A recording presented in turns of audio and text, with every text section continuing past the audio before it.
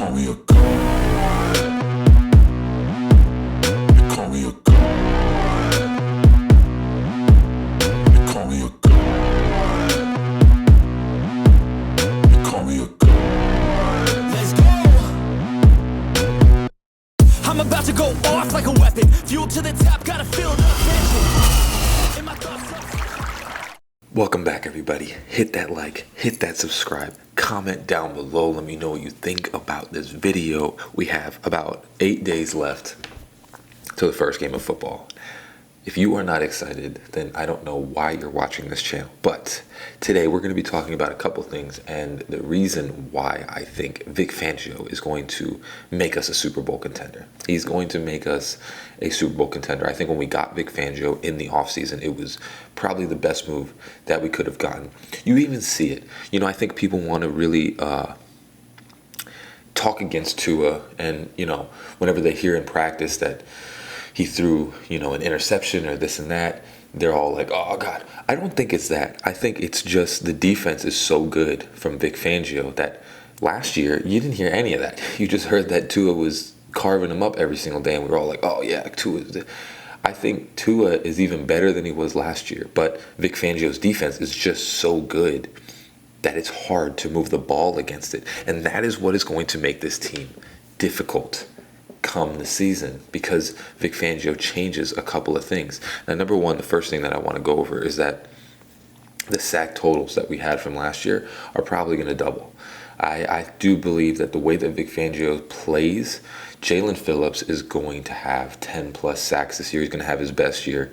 Jalen Phillips is going to be a stud. He's going to turn over that leaf of becoming a good player to a great player this year. And it's because of Vic Fangio. It's because he gives him enough time to get to the quarterback. I mean, you even see it when he was in the preseason and, you know, in the training camp. I mean, Jalen Phillips is just constantly or he's sacking him.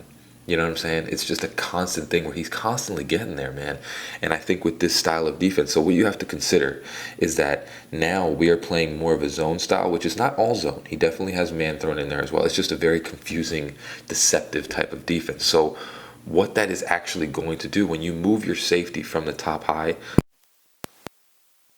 middle field, moving your safety in or blitzing, because, you know, Brandon Jones is coming off of injury, but he will be that player again to do if he was the best blitzing safety in the league. You have your quarterback having to think for a second. He's starting to think, and then what that does is if you give an extra second, Jalen Phillips is going to get to you. I think what we saw a lot last year is that Jalen Phillips was just an inch away from sacking the quarterback, but that's also because the style of defense that we were playing couldn't hold anybody for long enough for anybody to get to the quarterback. I mean, you had literally like a second or two to get to the quarterback, and he still had sacks last year. So what we're going to be doing this year is incorporating from the Vic Fangio style more of you have to break this down, which allows the quarterback to need to hold the ball for a second more. And then that's when Jalen Phillips is coming. Jalen Phillips does not need long. He does not need long, and he's going to get there if you put him one-on-one, which is what this defense is also designed to do. It's designed to manipulate so that your outside linebackers, it is predicated that they get one-on-ones and that they win them. And that is why you have a Bradley Chubb and a Jalen Phillips on this team. That's why he's always had these types of outside linebackers, is that you are predicated on getting one-on-one on an offensive lineman, and one of them has to win. It's not predicated on a whole bunch of defenses, which is also going to allow Jalen Phillips to have more sacks, because you don't need to push everybody up. You don't need to send 7 people to get to the quarterback. All you need to do is send 3 or 4. One of them's going to get one-on-one. One of them's going to win that battle. And that is why I think, you know, you have a workhorse like Jalen Phillips. He gets that one-on-one. It's donezo. Now the next one, I think with the safeties, you know, he always has great safeties in his defense. And Javon Holland is a great safety. And I do believe that with him mixing and matching, it is going to allow Javon Holland to be all over the field. Last year, the difference between last year and this year is that Javon Holland was basically just a deep safety. So if 2 corners let up both the receivers, he had to figure out who to cover. That is confusing. Again, the defense that we had last year just was not good. It was not predicated on being efficient.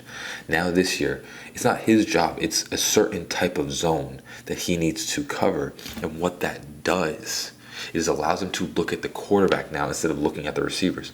The defense that we had last year, that's all the corners and the safeties did, is they had to look at the receivers because they were constantly one-on-ones with these guys. Now, you have more eyes in the backfield to study what the quarterback is looking at. And that is what is going to make it so much better, is that you have a person that is now looking at the quarterback, looking at you, analyzing, and he is trying to figure out where to throw the ball. And now you have multiple eyes just looking at him, seeing where he's going with it. And that's going to lead to more interceptions. Javon Holland is definitely going to be able to keep his eyes in the backfield. It's Xavier Howard and Javon Holland. They are predicated on turnovers. And Javon Holland hits hard. So him being able to cover the zone, he has less accountability for the entire field, which is hard for any safety in the league. I don't care who you are. When you have to account for the entire field, and most players in it, that is the problem. You don't want your defense predicated against that. Whereas this one, you are just for your part of the field. You are for this area, and you cover that. So that if any receivers come into that area, you shadow them. You don't have to pay attention to 2 or 3 different receivers if your corners can't hold them up.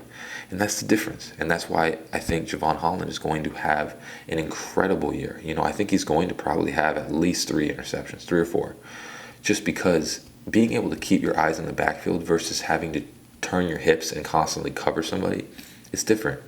It's different, man. You can analyze what he's doing as the quarterback or what they're doing. And run stopping becomes a lot easier. Because before, your safeties were constantly having to figure out if they needed to cover receivers or tight ends. Now, you can keep your eyes down there so that run coverage will be a lot easier. You will be able to diagnose it a lot easier. Instead of having to worry about the runners, you can diagnose what the quarterback is doing and see the run before you were able to see it last year. So that is even, and then on top of that, you have the defensive line. The defensive line is incredible this year. Obviously we still have to get Wilkins a contract, and I think it's awesome that he is not trying to leave. He just wants to get a contract. The third thing that I think is really going to, I think we're going to have to pay Wilkins. I really do, just because if this year comes into the fold and it's the way that it's going to be, I think that Vic Fangio is going to make Wilkins into that star defensive tackle. Christian Wilkins is going to become that star. I think Sealer is also going to take a step forward.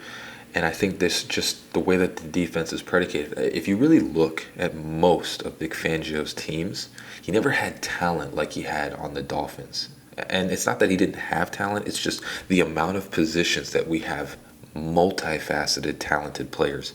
It's hard to find that in any coaching regime, which shows the difference in just Josh Boyer's inability to coach correctly. Because we have just star players everywhere, and most of them are at the front lines. I mean, you got to consider our defensive line is probably going to look like Bradley Chubb, or our front 4. Oh, got me. It's probably going to look like Bradley Chubb, Christian Wilkins, Zach Sealer, Jalen Phillips.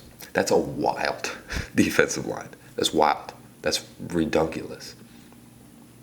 It is going to be so exciting to watch this. And I think Christian Wilkins, his sack numbers are going to go up this year. Just because you have to account for Bradley Chubb and Jalen Phillips. You have to account for both of them now. And on top of that, like I said, you have that extra second. So I think with a lot of our plays last year, we just didn't have enough time to get to the quarterback unless we blitzed. And now you are going to have that one more second to get to the quarterback. And I think Christian Wilkins will probably have like around 5 sacks this year, just because he's going to have enough time to get to the quarterback. And the style of play that we are playing is predicated on sometimes he will get one-on-ones. And Christian Wilkins eats up one-on-ones. I don't think anybody can block Christian Wilkins one-on-one. So I think this year, it's going to be a thing where we have to really pay him next year. I think it's unfortunate we couldn't come to a contract, but I think what he might be doing as well is, if we're going to pay him a max contract, we need to see what he does this year. And if he does max contract stuff, then yeah, he gets a max contract. But just the way that Vic Fangio is going to predicate this defense, that defensive line and those pass rushers, they're going to eat this year. They're going to eat. They're going to eat, bro, because they have that extra second.